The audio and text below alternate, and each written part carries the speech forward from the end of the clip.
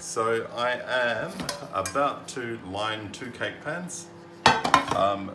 This is how I line my cake pans. It's probably the fastest way I can do it.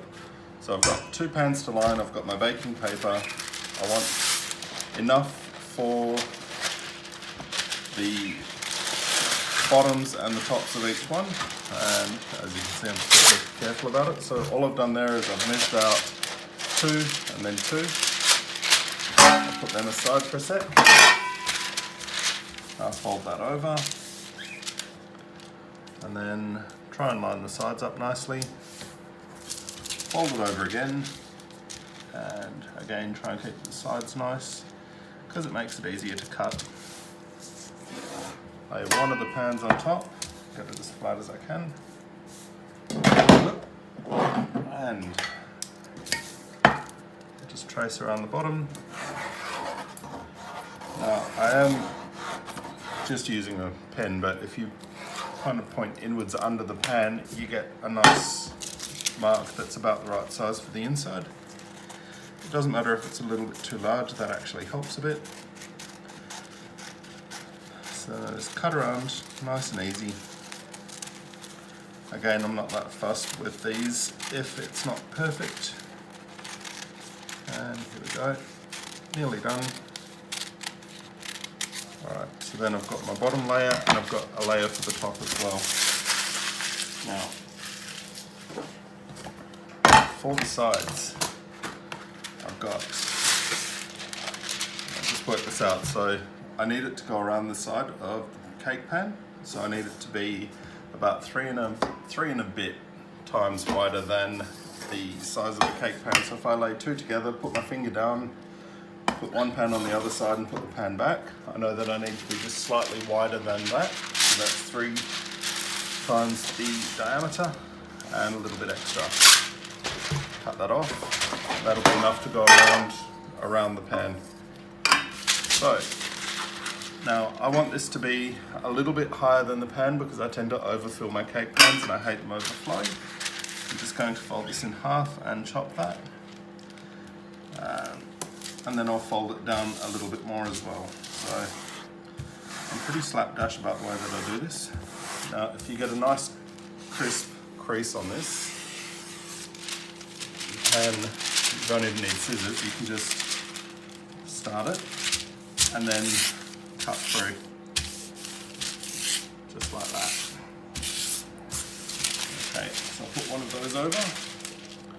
Now, I know that I want this to be above the pan but not ridiculous, so I just fold down the cut edge and try and get it relatively neat.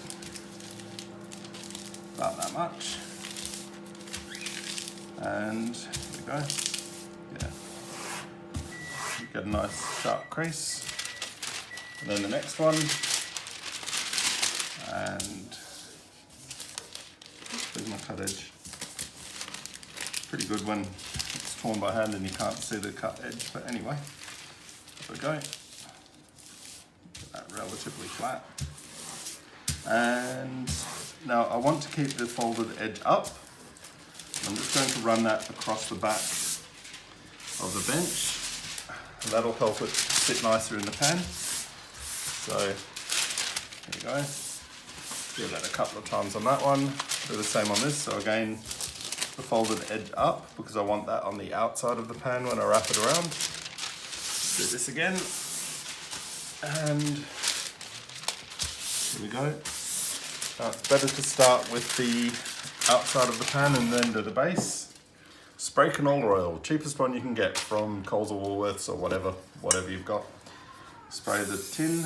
It is worth investing in decent cake pans. These are especially nice. A couple of different brands that do them.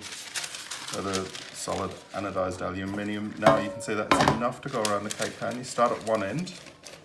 And I'm actually using the oil to hold the paper in place. So I've seen people do this where the paper comes off and it looks a bit wrong. So I use the oil to hold the paper in place and make sure that it's not pulling away from the side too much. Just running around the outside. And then with this little bit of extra, I don't want that to come into the cake. So I need to secure that against the outside. again, just with a little bit of oil. Oh, flatten that down. And then I've got a nice cake ring that'll hold. Take one sheet, press that in place, then run from the inside to the outside, and I've got one perfectly covered cake pan that almost nothing will stick to, and my cake is unlikely to overflow. So I just use my spray canola oil. I tend to go a little bit excessive with it, and one covered cake pan. I'll just do the next one. So very quickly, and round again.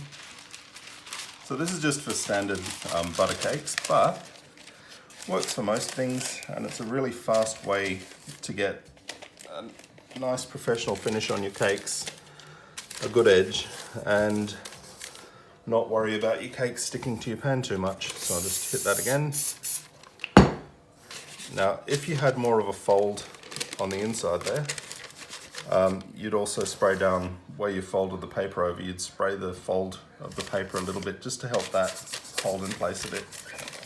So I'll run around the edge there again and whoop, stretch that out because I don't want it to be pulling away from the sides.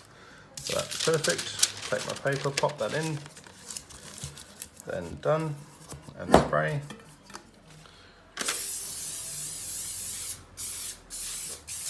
And ready to go. So then I just pour my cake batter in, and once I've got my cake batter in, I take the top layer, spray that lightly, and then I very carefully place that on top of the cake batter once that's in there.